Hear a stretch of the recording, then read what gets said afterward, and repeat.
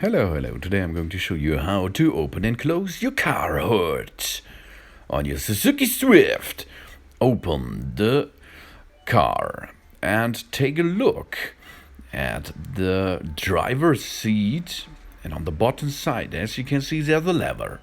This lever you have to pull. Good job. Now the car hood is unlocked. Go to the front of your car and take a look at the Suzuki sign, and there it is. There's a lever, as you can see there on the upper side. Push this lever up, and push the car hood to the open position. Then support it by the supporting stick on the left side, if you're looking at from the front side, of course.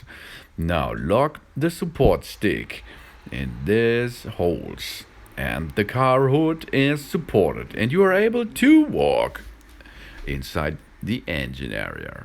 Good job. Now let's close it and support the car hood and bring back the support stick in position.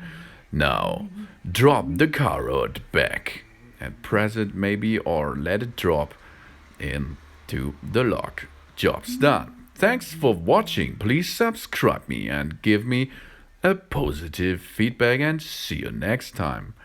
Soon.